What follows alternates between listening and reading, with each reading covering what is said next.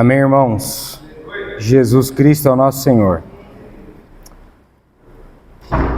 Vamos abrir as nossas Bíblias no livro de Atos dos Apóstolos, capítulo 10 do livro de Atos, e vamos fazer a leitura do texto do verso 1 ao verso 16. Atos 10, de 1 a 16. Amém?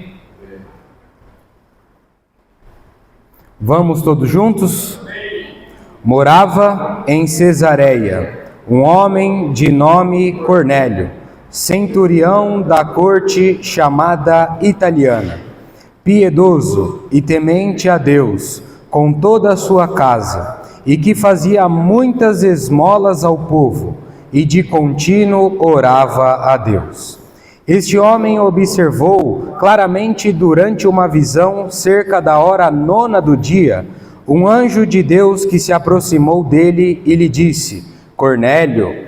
Este, fixando nele os olhos e possuído de temor, perguntou: Que é, Senhor? E o anjo lhe disse: As tuas orações e as tuas esmolas subiram para a memória diante de Deus. Agora, envia mensageiros a Jope e manda chamar Simão, que tem por sobrenome Pedro. Ele está hospedado com Simão, curtidor, cuja residência está situada à beira-mar. Logo que se retirou o anjo que lhe falava, chamou 2 dos seus domésticos e um soldado piedoso que estavam a seu serviço. E, havendo-lhes contado tudo, enviou-os a Jope. No dia seguinte, indo eles de caminho, e estando já perto da cidade, subiu Pedro ao eirado, por volta da hora 6, a fim de orar. Estando com fome, quis comer, mas enquanto lhe preparavam a comida, lhe sobreveio um êxtase. Então viu o céu aberto e descendo um objeto como se fosse um grande lençol, o qual era baixado à terra pelas 4 pontas, contendo toda sorte de quadrúpedes, répteis da terra e aves do céu. E ouviu-se uma voz que se dirigia a ele: Levanta-te, Pedro, mata e come. Mas Pedro replicou: De modo nenhum, Senhor, porque jamais comi coisa alguma comum e imunda. Segunda vez a voz lhe falou: Ao que Deus purificou, não consideres comum. Sucedeu isso por 3 vezes, e logo aquele objeto foi recolhido ao céu. Vamos fechar nossos olhos e vamos orar pela mensagem desta manhã, amém? Querido Pai Celestial, nesta manhã, Senhor, nós nos prostramos aos Teus pés. Nós pedimos, Senhor, a Tua misericórdia. Nós pedimos, Senhor, a Tua graça, para que o Senhor nos ajude nesta manhã a compreendermos a Tua palavra. Para que o Senhor me ajude a falar a Tua palavra sendo 100% bíblico. Nos ajuda, Senhor, a termos ouvidos atentos, olhos fixados na Tua pessoa. Não queremos olhar ao redor, não queremos ter outra distração a não ser nosso Deus, o nosso Senhor. Senhor, nós nos entregamos a Ti, porque não somos nada. Senhor, na Tua pessoa, nós somos um. Nada, Senhor, pode, Senhor, nos tirar do foco que é Cristo.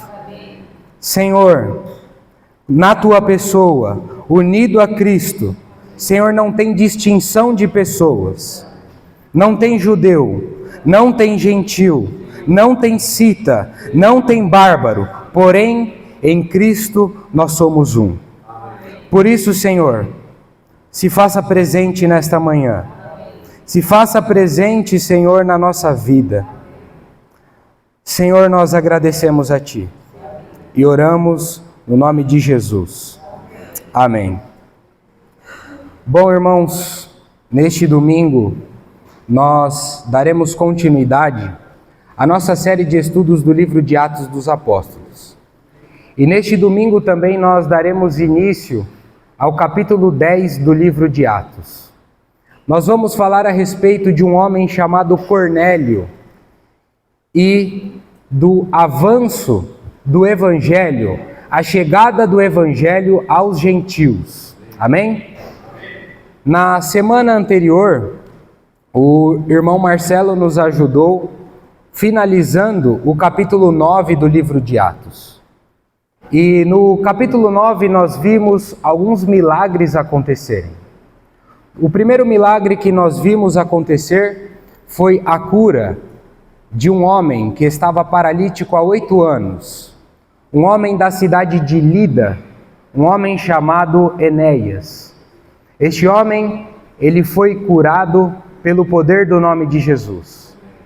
O segundo milagre visto e ouvido na semana anterior foi a ressurreição de uma mulher piedosa, uma mulher caridosa, uma mulher chamada Dorcas. Essa mulher havia morrido, mas o poder do Espírito Santo, o poder de Deus, ressuscitou essa mulher. E é importante aqui frisarmos que no capítulo 9, nós vimos também uma das conversões mais dramáticas da Bíblia. A conversão de um homem cruel, de um homem selvagem, de um homem que, se eu e você olharmos para ele, nós diríamos que esse homem jamais um dia receberia o Evangelho de Jesus Cristo. Um homem que arrastava os cristãos das suas casas para torturar e para matá-los. Este homem era Saulo de Tarso. Nós vimos a sua conversão. E neste domingo nós veremos o contraste, algo totalmente ao contrário de Saulo. Um homem que, segundo o texto lido, era um homem piedoso. Era um homem temente a Deus. Era um homem que tinha bom testemunho. Mas o seu bom testemunho não era somente de si próprio. O seu bom testemunho era toda a sua casa. Toda a sua família dava bom testemunho. E esse bom testemunho não parava somente dentro do seu lar. Esse bom testemunho correspondia para toda a nação judaica. Toda a nação via que este homem dava bom testemunho. As suas ações, a sua generosidade. Este homem também orava de contínuo, tinha uma vida de oração. Esse homem dava esmolas ao povo. Quem é esse homem? Nós já falamos, este homem é Cornélio. Então eu chamo a sua atenção nesta manhã para a vida de Cornélio. Nós podemos ver que Cornélio era um soldado da mais alta patente do exército romano. Ele morava em Cesareia, a cidade de Cesareia Marítima. Cesareia Marítima, na época, era a capital administrativa de Israel. Em Cesareia ficava o quartel-general do imperador romano, já que Israel estava sob o governo de Roma. Em Cesareia Marítima ficava o palácio de Pôncio Pilatos. Este homem, quanto ao seu cargo, ele era um centurião da corte chamada italiana. Então aqui nós precisamos entender um pouco como que era dividido o exército romano. Todos nós aqui já escutamos uma palavra chamada legião. Nós vimos naquela passagem do endemoniado de Gadareno, aonde ele diz: somos muitos, nosso nome é legião. Uma legião romana corresponde a 6.000 soldados. 6.000 soldados é uma legião romana. Cada legião romana, ela era dividida em 10 cortes de 600 homens. E cada corte também era dividida em 10 centúrias. Uma centúria equivale a 100 homens. Cornélio era chefe de 100 homens. Por isso, Cornélio é chamado de centurião. Ele comandava, ele liderava 100 soldados romanos. Por isso, este homem é um centurião romano. da mais alta patente da guarda pretoriana de Roma. Mas agora que nós já entendemos um pouco da sua vida, nós precisamos entender um pouco de como era a sua relação com o próximo. Como que Cornélio se relacionava com as pessoas, com o próximo. A Bíblia diz que este homem era temente a Deus, novamente. Este homem, ele dava esmolas. Este homem tinha bom testemunho, não somente de si próprio, mas a sua casa, a sua família também dava bom testemunho, e é importante dizermos novamente, este bom testemunho não parava somente dentro da sua casa. Esse bom testemunho era para toda a nação judaica. Este homem tinha uma vida de oração, orava de contínuo, era um homem piedoso. Então aqui nós podemos ver que um homem piedoso, ele não é caracterizado pelas suas lindas palavras proferidas. Um homem, para ser piedoso, ele não é caracterizado também pelos gestos religiosos que ele executa. Não é porque você vai para a igreja no sábado, no domingo, que você é um homem piedoso. Não. Um homem piedoso, ele é caracterizado pela sua generosidade. Cornélio era um homem generoso. E nesta manhã, meus queridos irmãos, uma manhã cheia de perguntas para todos nós. Eu te faço a primeira pergunta.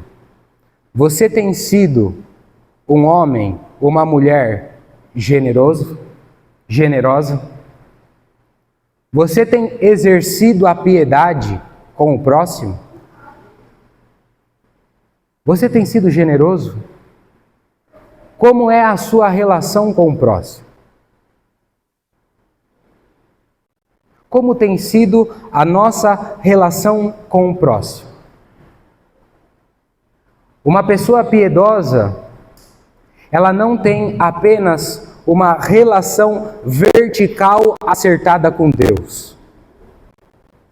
Uma pessoa piedosa, ela também tem uma relação horizontal abençoadora com o próximo.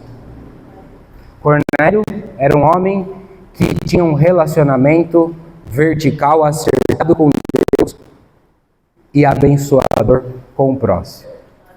Então nós vemos aqui como que Cornélio se relacionava com o próximo. Agora nós vamos ver como que Cornélio se relacionava com Deus. A Bíblia diz que este homem era temente a Deus e orava de contínuo. Nós lemos, vimos, foi nos apresentado muitos atributos e muitas características excelentes de um homem, Cornélio. E é importante ressaltarmos aqui e frisarmos algo importante. Este homem não era convertido. Este homem não era salvo também. Esse homem não tinha aceitado Jesus Cristo como seu Senhor e Salvador. Este homem deixa muito cristão que se diz convertido e até mesmo salvo no chão, no chinelo. Porque as ações desse homem são muito contrárias do que nós falamos que somos, como cristãos, como salvos. Esse homem não tinha aceitado Jesus como seu Senhor e Salvador. Olha as ações desse homem, olha a vida, o testemunho desse homem. Qual tem sido o seu testemunho?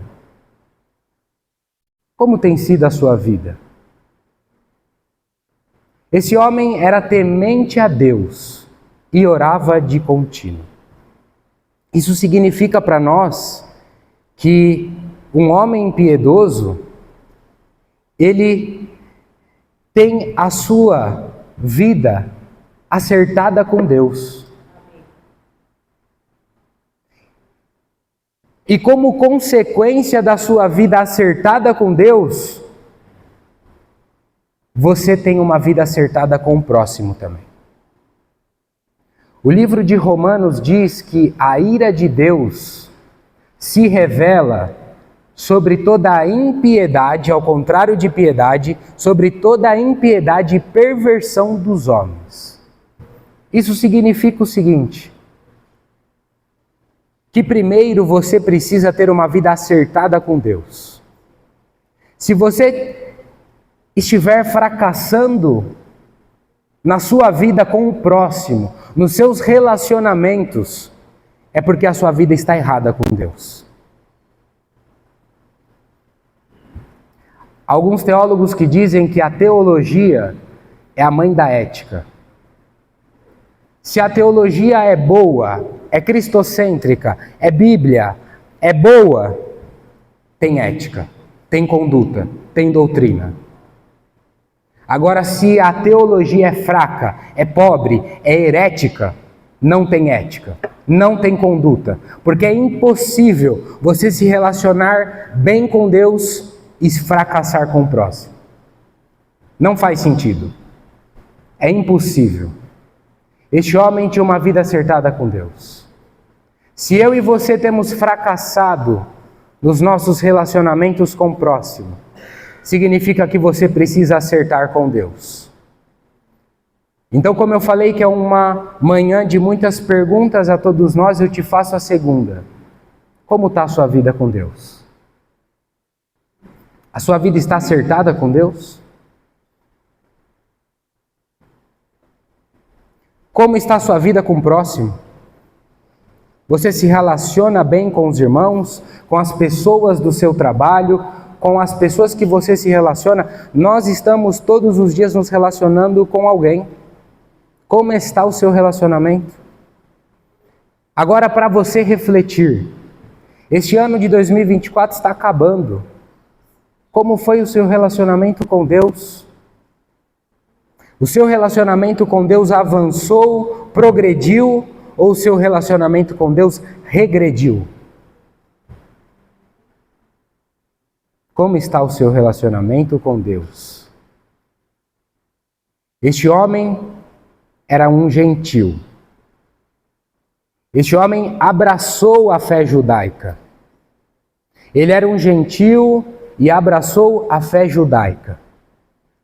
Os judeus, eles tinham o hábito de orar 3 vezes ao dia. Às 9 da manhã, ao meio-dia e às 3 horas da tarde. O texto nos apresenta que na hora nona, às 3 horas da tarde, este homem chamado Cornélio resolveu orar. Este homem foi orar a Deus de Israel, porque ele era temente, porque ele tinha uma oração contínua a Deus. Então este homem, no momento da oração, ele recebe uma visão. Um homem, novamente eu falo, não era convertido e não era salvo. Tem uma visão. Nessa visão, um anjo de Deus aparece para Cornélio. Os anjos de Deus, todos nós já sabemos, já falamos, eles são mensageiros. Eles portam uma notícia direta do trono de Deus. Um direcionamento, uma informação que Deus quer nos passar. Muitas vezes ele utiliza um anjo. É citado, é narrado na Bíblia por inúmeras vezes. E este anjo tinha uma notícia para Cornélio. Qual era a notícia que o anjo tinha de Deus para Cornélio? Nós vemos que este anjo aparece a Cornélio e a reação de Cornélio é temor. Ele tem temor. E como sinal de respeito àquela visão gloriosa, ele se refere ao anjo: o que é, Senhor? O que é, Senhor? E o anjo responde para Cornélio, trazendo a informação para ele, dizendo o seguinte: Cornélio, as tuas ações e as tuas esmolas subiram para a memória de Deus. O que isso significa para nós? O que nós podemos entender com isso? A primeira coisa, os anjos de Deus nos conhecem. O anjo conhecia Cornélio e a prova é, chamou pelo nome, Cornélio. Os anjos de Deus conhecem você, me conhecem e sabem também os nossos nomes. Mas os anjos de Deus e o próprio Deus sabem também e conhecem as nossas ações. Sabe o que eu e você temos feito no nosso dia a dia. Cada ação que eu e você tomamos na nossa vida, eles sabem. Ele nos conhece. E as ações que eu e você temos e as nossas orações, elas jamais passam desapercebidas por Deus. Deus, os seus anjos não ignoram as nossas ações. Mas assim também como os anjos e Deus nos conhecem, Satanás também nos conhece. Os demônios, os principados e potestades também nos conhecem, sabem os nossos nomes. E eles sabem as ações que tomamos também. Eles são também um dos responsáveis, porque você também é responsável. Eles são um dos responsáveis para fazer aquele sentimento carnal virar em pecado, em você cair. Eles intensificam isso. Por isso, irmãos, a terceira pergunta é: quais ações você tem tomado no seu dia a dia, na sua vida? Aqui nós vemos que as ações de Cornélio subiram para a memória de Deus. Deus, ele tem feito um memorial das suas orações, das minhas orações e das nossas ações também. Deus, ele tem feito um memorial. E um dia, meus amados irmãos, Deus vai mostrar, vai emoldurar este memorial com as suas ações e as suas orações. Mas o que é que Deus vai conter? Qual será o conteúdo deste memorial? Orações ou desistências de orações? Fracassos? Boas ações ou péssimas ações? Qual será o memorial que Deus irá apresentar no dia do juízo final de cada um de nós? O que eu estou dizendo para você nessa manhã é um encorajamento a você. É um encorajamento para você persistir numa vida de oração, de você continuar orando a Deus, para você ter boas ações. Porque nada do que eu e você fazemos passa desapercebido por Deus. Deus tem visto tudo o que eu e você fazemos. E o anjo continua falando com Cornélio. O anjo continua dizendo algo para ele. O anjo diz o seguinte para Cornélio: Cornélio, vai e chama alguns homens, conte tudo para eles. Chame estes homens e vai para Jope. Jope é uma cidade que até hoje existe e ela está situada em Tel Aviv, em Israel. Vai lá, chama alguns homens e procurem um homem chamado Simão, que tem pelo seu sobrenome Pedro. Chama esse homem, explica para ele. Então agora nós precisamos entender algo extraordinário. Eu quero que você leia para mim o verso 7 do capítulo 10. Leia para mim o verso 7.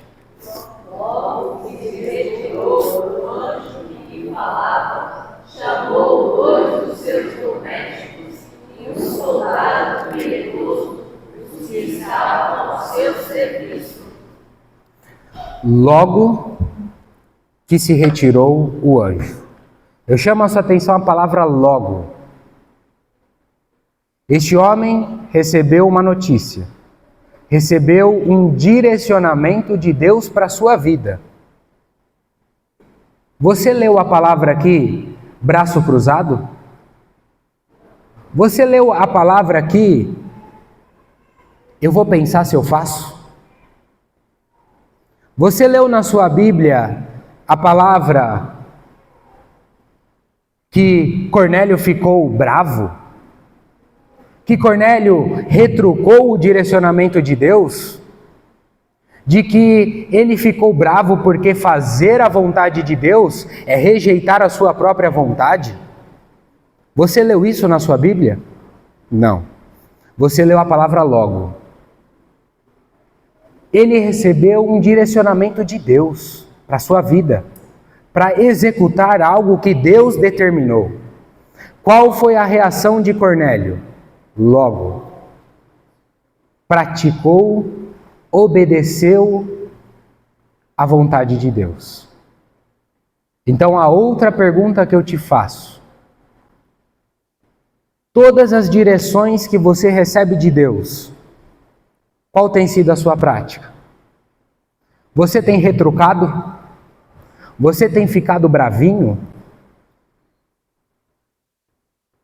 Você tem ficado bravo porque você quer fazer a sua vontade precisa ser a vontade perfeita?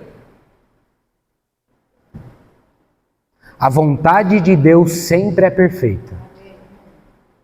Quando recebemos um direcionamento de Deus, nós temos que agir logo. Logo se retirou, chamou alguns homens e os enviou a Jope. Precisamos agir com pressa. Cornélio não era salvo, não era convertido. Este homem agiu com pressa. Este homem teve sede, porque ele entendia que realizar a vontade de Deus era conhecer mais de Deus. Era ter mais de Deus. Então eu pergunto de novo para você essa manhã. Você tem conhecido mais de Deus? Você tem buscado mais de Deus? Neste ano você buscou mais a Deus do que o ano passado? Ou você continua ainda fracassando nisso? Nós precisamos buscar mais de Deus. Buscar o mais do nosso Senhor. E então agora sai de cena Cornélio. Este homem que nós vimos a sua vida, a sua importância, ele sai de cena e ele vai voltar na semana que vem com outro irmão que vai dar a mensagem. Porque aí agora nós veremos a conversão de Cornélio. Ele recebendo agora de fato Jesus como seu Senhor e Salvador, sendo de fato um homem convertido e um homem salvo. E agora entra em cena o pregador, aquele quem vai trazer as boas novas da salvação para Cornélio. Este homem é o apóstolo Pedro. Então no verso 9 diz o seguinte: no dia seguinte, eles de caminho, estando já perto da cidade, subiu Pedro ao eirado por volta da hora sexta, a fim de orar. Estando com fome, quis comer, mas enquanto lhe preparavam comida, sobreveio-lhe um êxtase. Então viu o céu aberto e descendo um objeto como se fosse um grande lençol, o qual era baixado à terra pelas quatro pontas. Aqui nós vemos Pedro. Pedro, no dia seguinte, ele estava na casa do Simão, o curtidor. O anjo falou: Pedro vai estar na casa do Simão, curtidor, que fica à beira-mar. Nós vimos que Simão, curtidor, na semana passada, não é aquele homem que curte a vida doidado, não é, Marcelo? Mas curtidor é um homem que arranca a pele de animais para fazer couro dos animais. E Pedro estava na casa de Simão, curtidor. Pedro, como judeu, Pedro, como alguém que só conhecia a lei ainda, a velha aliança, estava na prática judaica, estava indo orar em outra hora da oração, que era a hora sexta, ao meio-dia. Então ele sobe a um eirado.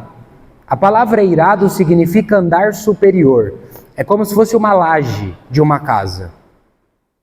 Era muito comum naquela época, em dias de calor, as pessoas dormirem ao eirado, fazerem as suas refeições ao eirado. E Pedro quis ter um momento íntimo com Deus na sua oração e foi orar num lugar mais acima, mais reservado, no eirado. E diz a Bíblia que ele estava com fome, e algumas pessoas estavam fazendo comida. Mas o importante é que, enquanto este homem estava neste momento, lhe sobreveio um êxtase. Ele teve um êxtase, Pedro. A palavra êxtase no grego, no original, é extase, e de fato significa êxtase. Perceba as duas primeiras palavras, ex, exit, saída, fora. Pedro, ele teve um êxtase. Este êxtase aqui foi algo, uma indução de Deus para Pedro, para ele entender o direcionamento de Deus. Pedro estava com a sua consciência na terra, mas ele não estava vendo mais nada ao seu redor.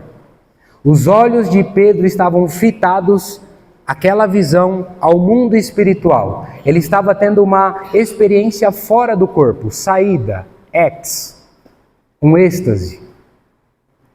Pedro estava vendo uma visão que Deus havia dado para ele. E nesta visão tinha um direcionamento de Deus para a sua vida, para aquilo que ele precisava, para aquilo que ele iria realizar. Qual é essa visão? Os irmãos leiam para mim, por gentileza, o verso 11 até o 13, por favor. Então viu o céu aberto e descendo um objeto como se fosse um grande lençol, o qual era baixado à terra pelas quatro pontas, contendo toda a sorte de quadrúpedes, entre a terra e aves do céu. E ouviu-se uma voz que se dirigia a ele: levanta-te, Pedro, mata e come. Bom, agora nós vamos entender um pouco desta visão de Pedro. Pedro, ele vê o céu se abrir. Essa expressão céu se abrir é uma expressão comum na Bíblia. O nosso Senhor Jesus Cristo já utilizou algumas vezes essa visão, céu se abrindo. O que significa esta palavra céu aberto? Significa que a ação que viria, não viria da terra, não viria de um homem, mas viria do céu, viria diretamente de Deus. A origem desta visão não é o homem, não é a terra, é Deus, é a origem desta visão e deste direcionamento. Então eu volto outra pergunta para você nessa manhã. Os direcionamentos que você tem e as ações que você executa, elas vêm de onde?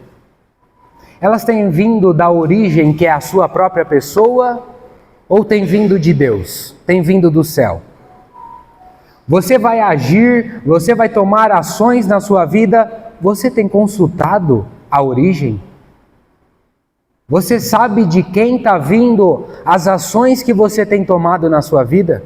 Se vem do céu, se vem de Deus ou se vem de você mesmo? Todas as ações que eu e você fomos tomar nas nossas vidas, e tudo, precisa vir de Deus. Você precisa orar antes de agir, aguardar a resposta de Deus. As ações da sua vida não podem ter como origem a sua pessoa. Se tiver origem a sua pessoa, sinto lhe informar, você vai fracassar.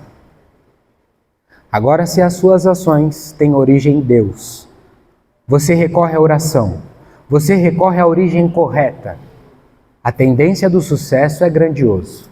É mais do que 100%, de certeza, de garantia.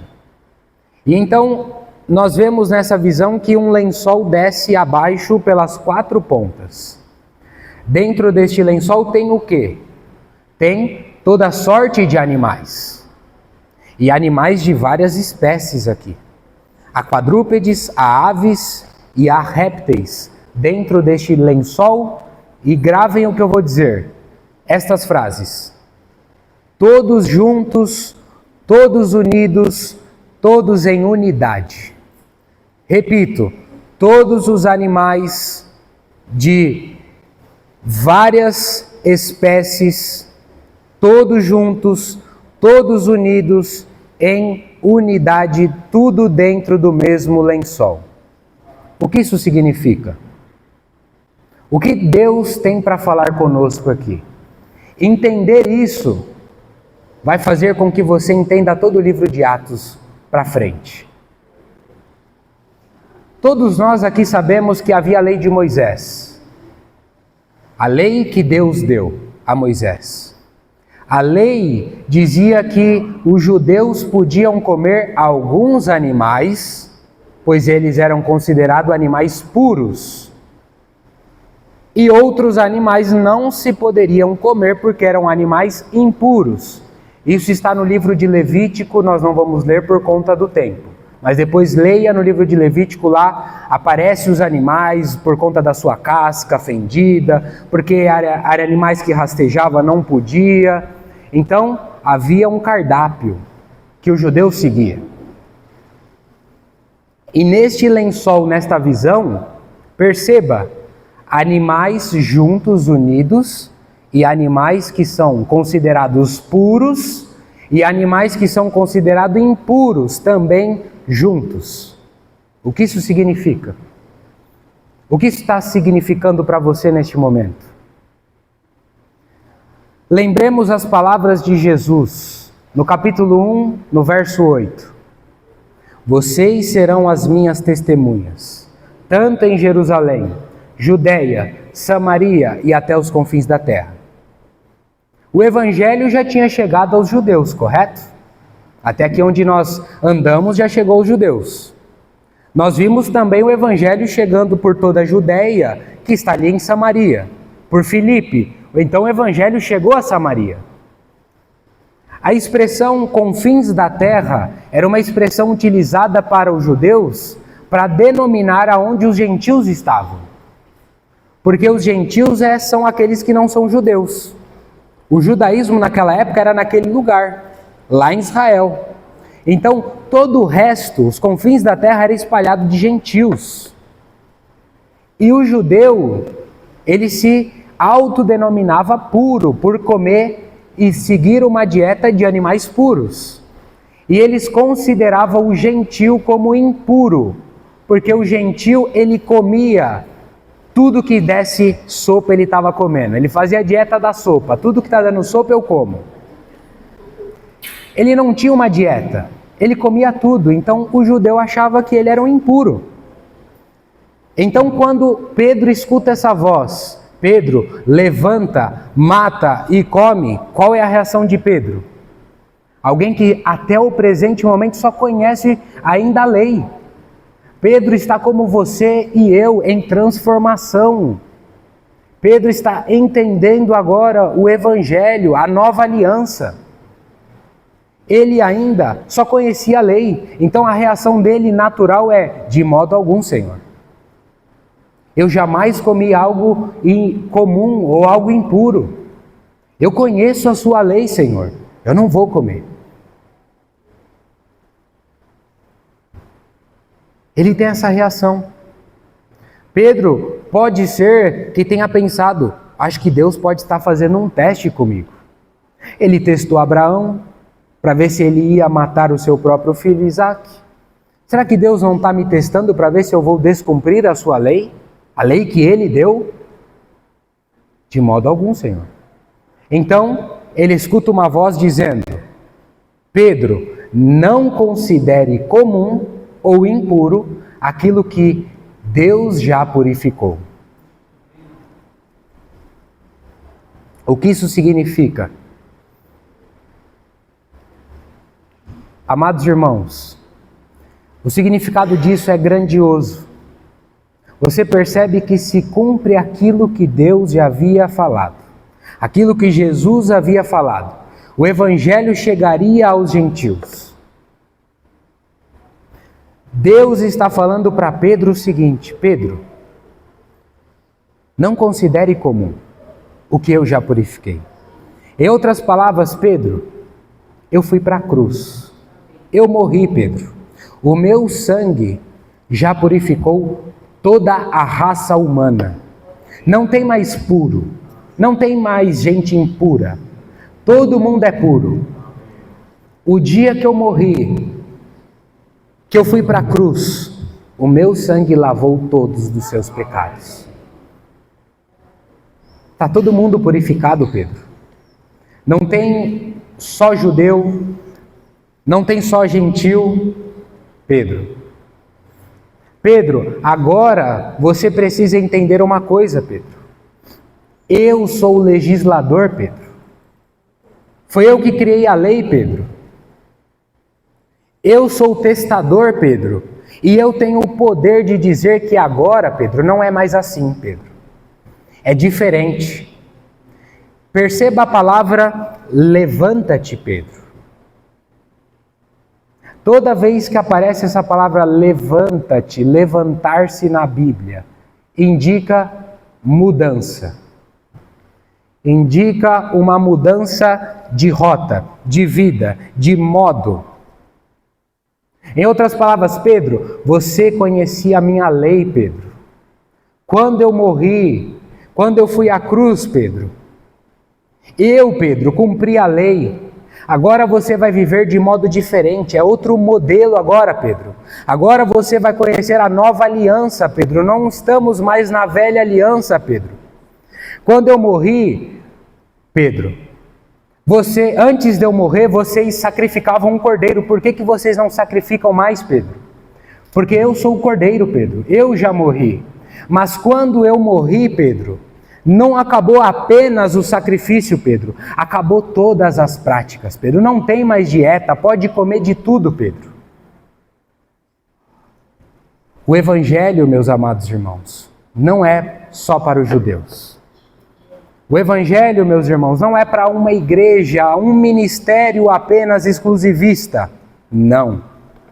O ministério é para todos aqueles que creem em Jesus como seu Senhor e Salvador e foram purificados pelo sangue do Cordeiro. Então você agora entende com outros olhos essa visão. Você vê animais puros e impuros juntos. Isso significa o quê? O Evangelho chegou aos gentios, que eram impuros, mas não são mais, porque o sangue já os lavou. O Evangelho chegou aos gentios, chegou para você, chegou para mim, chegou para todos nós.